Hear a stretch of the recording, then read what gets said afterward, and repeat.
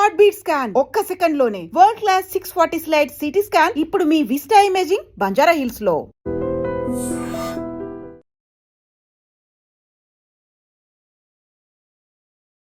Welcome to I dream. నా పేరు లుంబిని. ఈరోజు మనతో పాటు ఉన్నారు ఖ్యాతన ఆరోగ్య కేంద్రం నుండి డాక్టర్ దిలీప్ గారు, expert in Ayurveda, acupuncture and natural sciences. ఆయనతో మాట్లాడదాం. Hello sir. హలో సార్, మోకాళ్ళ నొప్పులు చిన్నగా నొప్పిలాగా స్టార్ట్ అవుతుంది, రేపు పొద్దున నడవలేని పరిస్థితి వరకు వెళ్ళిపోతూ ఉంటారు. సగం చిప్ప అరిగిపోయింది, ఇంకా దాని తర్వాత మీరు నడవలేరు, ఎక్కువగా వాకింగ్ చేసినా రన్నింగ్ చేసినా కూడా ప్రాబ్లం అయిపోతూ ఉంటుందని అంటారు కదా. సో దీన్ని ఫస్ట్ స్టేజ్లోనే మనము ఆయుర్వేదంతో ట్రీట్ చేస్తే ఎలా ఉంటుంది క్యూర్ అనేది? ఖచ్చితంగా ఏదైనా సరే మన బాడీలో ఒక బోన్ మెల్ట్ అంటే అరిగిపోతుంది అని అంటాం. అరిగిపోవడం అనేది అబద్ధం. ఫస్ట్ ఆఫ్ ఆల్ అంటే బాడీలో కామెడీ ఏంది అంటే మోకాలు ఒక్కటే అరిగిపోతుందా, మోకాలు ఒక్కటే జాయింటా, మన బాడీలో ఇంకా ఎక్కడ జాయింట్స్ లేవా? ఈ రిస్ట్ జాయింట్ ఎందుకు అరిగిపోవట్లేదు? కానీ ఇక్కడ వెయిట్ అంతా పడుతుంది కదా దీని మీద. దానికన్నా మీ యాంకిల్ జాయింట్ మీద ఎంత వెయిట్ పడుతుంది మీకు తెలుసా? అక్కడికన్నా మీ యాంకిల్ జాయింట్ మీద వెయిట్ ఎక్కువ పడుతుంది. మీ మోకాలు ఇంత ఉందండి, ఇంత లావుగా ఉంది, అంటే బాగా స్ట్రెంత్గా ఉంటుంది. మనం ఒక 50 కిలోలు మోస్తే కూడా ఈ మోకాల మీద యాంకిల్స్ మీద జాయింట్ పడుతుంది. మనం బ్యాలెన్స్ అంతా దేని మీద చేస్తామండి? మనం ఫుట్ ఉంది, కాలు ఉంది, ఇలా పెట్టి మరీ ఆపుతాం. మనము ఇంత బరువుని, ఒక బరువుని మనం ఒక దాని మీద పెట్టి పాదం ఇలా పెట్టాలి. ఓవర్ వెయిట్ అయినప్పుడు ఇంక ఇట్లా కాలు లేపుతాం మనం. ఎందుకంటే ఈ పాదం ఇంకా ఫ్రంట్ సైడ్ అనేది ఇంకా వెయిట్ ఎక్కువ మోయగలుగుతుంది, సపోర్ట్ అంత గ్రిప్ ఉంటుంది అనమాట. మనం భూమి మీద కాలు పెట్టేదానికి ఇంకా గ్రిప్గా వాడుకుంటాం. ఇంత వెయిట్ ఇక్కడ పడట్లేదా? మోకాల మీద పడుతుందా? యాంకిల్ జాయింట్ మీద పడేంత వెయిట్ మోకాల మీద పడదు. కానీ యాంకిల్ జాయింట్ ఎందుకు అరగట్లేదు, మోకాలు మాత్రం ఎందుకు అరుగుతుంది? ఒక భ్రమలో ఉన్నాం, గుర్తుపెట్టుకోండి. మోకాల ఆపరేషన్ చేయించుకునే వాళ్ళందరికీ ఒక మంచి సవాల్ అనుకోండి ఇది. మోకాల ఆపరేషన్ 30 ఏళ్ళ కింద లేదు, ఇప్పుడు అవసరమా? ఒక క్వశ్చన్ వేసుకోండి, బతకండి. ఓకేనా? నేను ఒక వీడియోలో అక్యుపంచర్ది ఒక టిప్ చెప్పాను. నేను చాలా మంది దాంట్లో కామెంట్స్ చూస్తే తెలుస్తుంది మన దాంట్లోనే. ఏంటి అని అంటే ఇంతే సింపుల్ అండి. మోకాళ్ళ గురించి చాలా సింపుల్గా ఒక టిప్ చెప్తాను, మీరు వాడిన తర్వాత కామెంట్ పెట్టండి. నేను చెప్పే టిప్ని ఒకసారి బాగా అబ్జర్వ్ చేసిన తర్వాతనే దాన్ని ఎలా చేయాలని చెప్తాను. చేసిన తర్వాత మీరు చేసి చూసిన తర్వాత కామెంట్ పెట్టండి. మోకాళ్ళ నొప్పిని నొప్పి రోగం కాదు, మళ్ళీ చెప్తున్నా, మోకాళ్ళ నొప్పి డిసీజ్ కాదు. డిసీజ్ ఏంది అని చూస్తే రూట్ కాజ్లో కిడ్నీ ఏంది అని అంటే బోన్ మ్యారోని స్ట్రెంత్గా పెడుతుంది. కిడ్నీ బాగున్నంత వరకే మన బోన్ మ్యారో బాగుంటుంది. కాబట్టి రూట్ కాజ్లో మనం కిడ్నీని బాగా పెట్టుకోవాలి. కిడ్నీ బాగుండాలంటే ఎక్కువ స్పైసీ ఫుడ్ తినకూడదు. ఓవర్ ప్రోటీన్ అని చెప్పుకొని 30 ఏళ్ళ కింద ఎవరు ప్రోటీన్ తింటున్నాము, విటమిన్స్ తింటున్నాం అని చెప్పుకొని తినలే.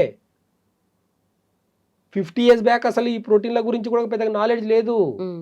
200 ఏళ్ళ కింద అసలు ఈ పౌష్టికాహారం అంటే ఏం చెప్పుకొని తిన్నారు అనేది ఆలోచించి చూడండి ఒకసారి. కాబట్టి రూట్ కాజ్ గురించి మనం ఆలోచిస్తే కిడ్నీ స్ట్రెంత్ కన్నా మంచిగా పెట్టుకుంటే మోకాళ్ళు తనంత తాను హీల్ అవుతుంది. దీనికి ఒక ఎగ్జాంపుల్ చెప్తాను. బోన్ ఇక్కడ ఇరిగిందని, బోన్ అరిగిపోయింది కదా, బోన్ ఇక్కడ ఇరిగిపోయింది అనుకుందాం, చెయ్యి ఇక్కడ ఇరిగిపోయింది, పైన బాగానే ఉంది, లోపల బోన్ మాత్రమే క్రాక్ అయింది.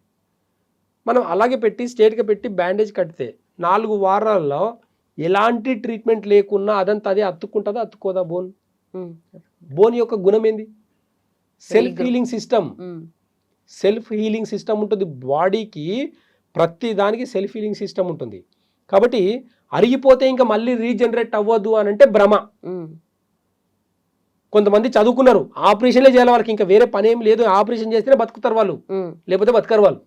కొంతమంది వాళ్ళ పేర్లు నేను చెప్పను, నాకు అవసరం లేదు. అయితే ఇక్కడ అవగాహన కావాల్సింది ఎవరికి తెలుసా? పేషెంట్కి.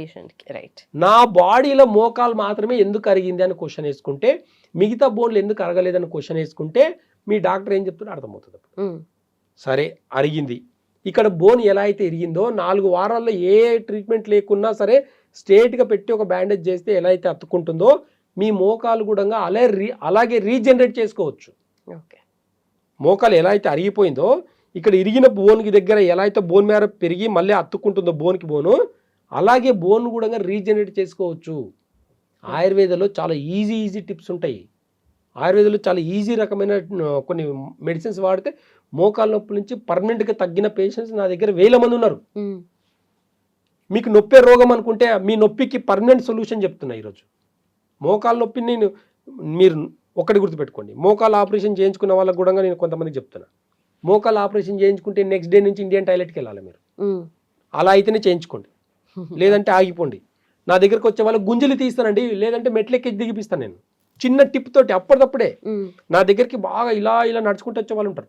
అలా నడక కూడా విత్ ఇన్ 2 minutesలో మారిపోతుంది. నేను ఈ వీడియో ద్వారా ఆ టిప్ చెప్తాను, మీరు పాటించిన తర్వాత కామెంట్ పెట్టండి. మరి అంత ఈజీ అయితే ఇన్నేళ్ళు ఎందుకు ఎవరు చేయరు ఎక్కువ? అందరికీ ఈజీ మనీ, ఈజీ వీటన్నిటికీ అలవాటు పడిపోయినారు. ఈజీగా వైద్యం దొరికితే కూడా, ఈజీ టిప్ దొరికితే, ఫ్రీగా టిప్ దొరికితే వాల్యూ లేదు ఈరోజు. రండి నా దగ్గరికి, నేను చెప్తాను ఈజీగా ఎట్లా తగ్గుతుంది లేదు చూపిస్తాను నేను. మన వీడియోలు, మన దాంట్లో కూడా ఒక వీడియో ఉంది, చిన్న టిప్ చెప్పినా దాంట్లో కామెంట్స్ చదివితే తెలుస్తుంది. నిజమండి నాకు చాలా తగ్గింది, నిజమండి నాకు బ్యాక్ పెయిన్ కూడా ఒక టిప్ చెప్పినా నాకు తగ్గిందని కామెంట్స్ ఉన్నాయి. ప్రాపర్గా దాన్ని ఆపరేట్ చేస్తే తగ్గిపోతుంది. ఈ రోజు ఆ టిప్ చెప్తాను, గుర్తుపెట్టుకోండి. లెఫ్ట్ హ్యాండ్ ఇలా అరచేయి ఇలా తీసుకోండి. మన బాడీ మొత్తం ఇంత దాంట్లో ఉంటుందండి. ఈ అరచేతిలో మన బాడీ చెప్తుంది. న్యాచురోపతి కానీ యాక్యుపంక్చర్ కానీ మంచి సిస్టమ్ ఉందండి మనకు. ఈ ఆల్టర్నేట్ థెరపీస్ అంతా కూడా ఎన్నో కొన్ని వేల సంవత్సరాల నుంచి ఉన్నాయి, వేల సంవత్సరాల నుంచి. ఇప్పుడు కొత్తగా సృష్టించింది ఏమీ లేదు. ఆయుర్వేదంలో కొత్త కొత్త మెడిసిన్స్ కనుక్కోవాల్సిన అవసరం లేనే లేదండి. పాత మెడిసిన్స్ తీస్తే ఈ రోజు ఒక్క హాస్పిటల్ ఉంటాడు, రాసి పెట్టుకోండి మీరు చెప్తున్నారు. ఆయుర్వేదంలో కొన్ని పేటెంట్స్ కొన్ని అన్ని తగలబెట్టారు కాబట్టి ఈరోజు ఎవిడెన్స్ లేదు కాబట్టి ఈరోజు నోటికి వచ్చినట్లు మాట్లాడుతున్నారు ఆయుర్వేదం మీద. రమ్మని చెప్పండి, ఆయుర్వేదం గురించి ఎవరైనా మాట్లాడాలనుకుంటే నా ముందుకు వచ్చి మాట్లాడండి, చూస్తాను నేను. నువ్వు పుట్టింది ఎక్కడి నుంచి పుట్టావు, నీ తాతలేంది, నీ ముత్తాతలేంది, ఏ వైద్య విధానం వాడినరు, ఏ సిస్టమ్ అవలంబించరు, ఏ సిస్టమ్ నుంచి నువ్వు ఎప్పుడు వచ్చినావు, నిన్నగాక మొన్న వచ్చి నువ్వేం మాట్లాడుతున్నావు, ఈ బాడీ మీద ఇంత బాడీకి 54 మంది డిపార్ట్మెంట్లు కావాలా నీకు?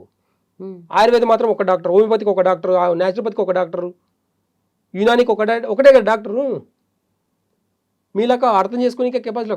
ఆయుర్వేదంలో ఒక బాడీని ఈజీగా పంచభూత తత్వం నుంచి, వాత పిత్త కఫ నుంచి ఈజీగా అర్థం చేసుకోవచ్చు ఒక బాడీని. పేటెంట్స్ లేనంత మాత్రాన తప్పన్నానంటే వేరే లెవెల్లో ఉంటుంది. రూట్ కాజ్ ఏం చెప్తుందని చూస్తే, ఇప్పుడు యాక్యుపంక్చర్లో ఇది ఒక బాడీగా చూస్తామన్నమాట. ఏంది అంటే ఈ మిడిల్లో ఉన్నవి 2 కాళ్ళు, మన కాళ్ళు లోపలికి 2 ఉన్నాయి. ఇవి చూడండి, ఈ 2 చేతులు 2 బయటికి ఉన్నాయి. ఇది మొత్తం బాడీ, ఇది ఫ్రంట్ సైడ్ బాడీ, ఇది బ్యాక్ సైడ్ బాడీ. 2 కాళ్ళు ఉన్నాయి, 2 చేతులు ఉన్నాయి. ఇది తల భాగం, ఇది తల, ఈ 2 చేతులు, ఈ 2 కాళ్ళు. ఇక్కడ చాలా అద్భుతంగా మనకు కొన్ని లైనింగ్స్ ఉన్నాయి చూడండి. బాగా ఈ లాజిక్ ఎందుకు ఉందనేది సైన్స్కి ఒకటికి 100 సార్లు క్వశ్చన్ వేసుకొని ఆన్సర్ చెప్పండి, చూద్దాం. ఇక్కడ 2 కాళ్ళు అనుకున్నాం కదా, ఈ 2 కాళ్ళకు 2 గీతలు ఉన్నాయి కదా. ఇక్కడ ఈ 2 గీతలు ఎక్కడ మనకి జెయింట్, ఈ జెయింట్ ఉంది కదా, ఈ జెయింట్ యాంకిల్ జెయింట్. నీ లెగ్ ఇక్కడ నుంచి ఇక్కడ దాకా ఉంది అంటే 3 జెయింట్లు ఉన్నాయి. ఇక్కడ ఎన్ని జెయింట్లు ఉన్నాయి? 1 2 3. ఓకేనా? ఈ జెయింట్స్ ఉన్నాయి కదా, ఈ జెయింట్స్ యాంకిల్ జెయింట్. ఈ 2 జెయింట్స్ ఏంటి? మోకాలు మధ్య భాగం నీస్ అన్నమాట. ఓకేనా? ఇవి 2 మోకాలు. ఈ కింద హిప్ జెయింట్, నడుము భాగం యొక్క జెయింట్. ఇప్పుడు చాలా సింపుల్గా చూడండి, ఇదొక జెయింట్, ఇదొక జెయింట్, ఇదొక జెయింట్. ఇక్కడ హిప్ జెయింట్ అంటే ఇది హిప్ బాల్ అనమాట. మనకు తొడ ఎముక అంటాం కదా, తొడ ఎముక అనమాట. ఇది తొడ ఎముకలు రౌండ్. ఓకేనా? ఇప్పుడు ఈ 2 చేతులు, ఈ 2 చేతులు అనుకున్నప్పుడు ఇదేంటి? ఈ లైన్ ఉంది కదా, ఇక రిస్ట్ జెయింట్. ఈ లైన్ ఉంది కదా, ఎల్బో జెయింట్. ఈ లైన్ ఉంది కదా, షోల్డర్, భుజం అనమాట. ఈ భుజం తర్వాత బాడీ అటాచ్ ఉంది. ఇక్కడ హిప్ తర్వాత బాడీ అటాచ్ ఉంది, ఇక్కడ షోల్డర్ తర్వాత బాడీ అటాచ్ ఉంది, షోల్డర్ తర్వాత బాడీ అటాచ్ ఉంది. ఓకేనా? ఇంత సింపుల్ క్యాలిక్యులేషన్. ఇది తల భాగం, ఇది ఫేస్, తల ముందు భాగం, ఇది వెనక భాగం. ఇంత సింపుల్ క్యాలిక్యులేషన్ ఉంటుంది బాడీ మొత్తం. ఇప్పుడు మోకాలు మాత్రమే నొప్పి ఉంది కదా మీకు, మోకాల గురించి మాత్రం అడిగారు కదా మీరు. బాడీలో ఏ పెయిన్ కైనా ఇక్కడ నుంచి ఆపరేట్ చేసుకొని తగ్గించుకోవచ్చు. బాడీలో ఏ పెయిన్ ఉన్నా, ఎలాంటి రకమైన పెయిన్ ఉన్నా సరే నేను అరిచేతుల్లో మాత్రమే ఒక ప్రెషర్ పాయింట్ ఇచ్చి తగ్గిస్తా. ఇప్పుడు మోకాల నొప్పులు బాగా వినండి. ఇది కొంచెం ఒక్కసారి మీరు పాటించిన తర్వాతనే ప్రెషర్ అనేది చూసిన తర్వాత, నేను చెప్పిన లాంటి ప్రెషర్ వేసిన తర్వాత మీరు మోకాల నొప్పి ఎలా ఉందో చూసుకోండి.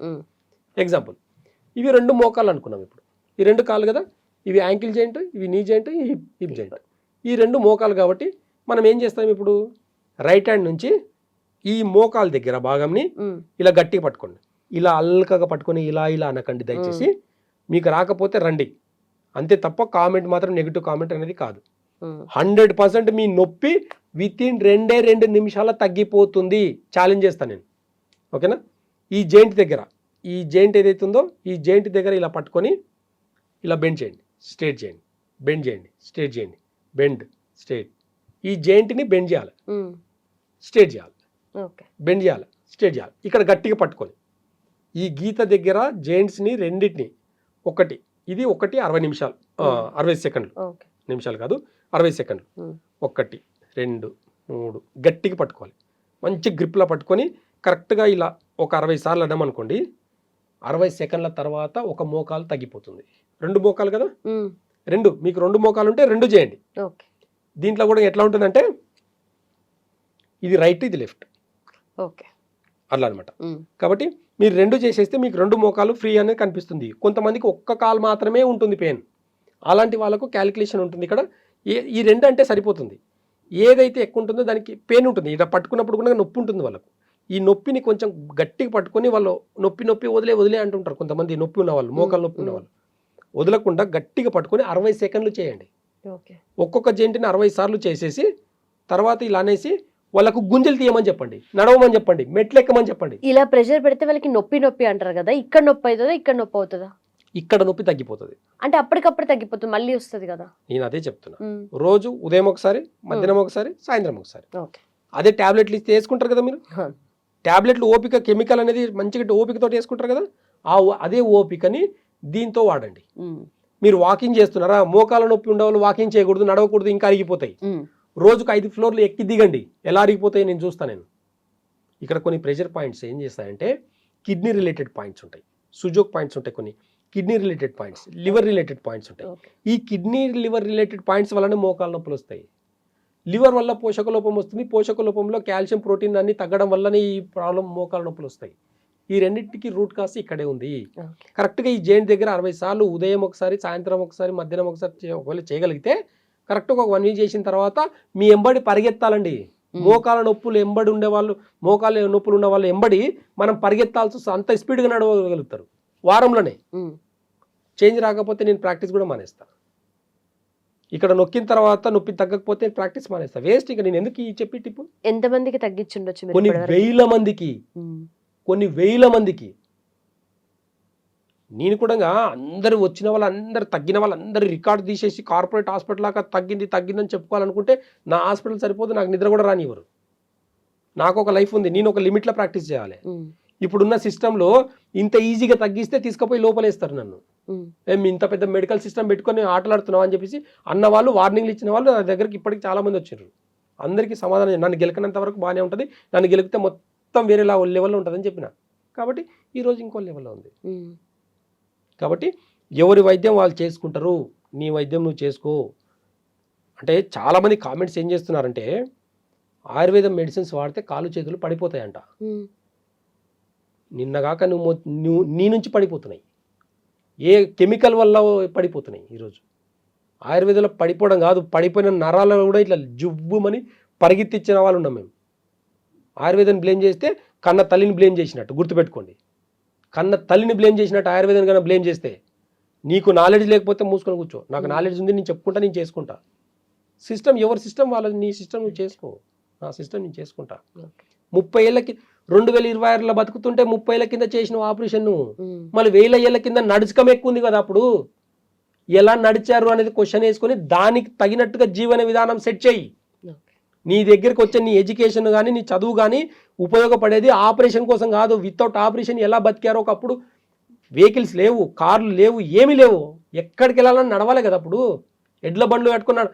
నాకు అర్థం కాదు, కాల్షియం ప్రాబ్లం అంటే మనుషులకే ఉంటుందా, జంతువులకు ఉండదా? వాళ్ళకి బోన్స్ లేవా? వాళ్ళకి అరగలేదు, వాళ్ళకి ఎవరు పోయి సర్జరీ చేయలేదు. నీ సర్జరీస్ మనుషులకి ఆపరేషన్లకు బోన్లకు ఎందుకు అవసరం? ఇంకా ఇవన్నీ చెప్పుకుంటపోతే చాలా పెద్ద విషయం. మోకాళ్ళకు ఖచ్చితంగా చెప్తున్నాను, ఈ పద్ధతి పాటించి చూడండి, నొప్పులు తగ్గకపోతే నన్ను అడగండి. Right sir, thank you so much.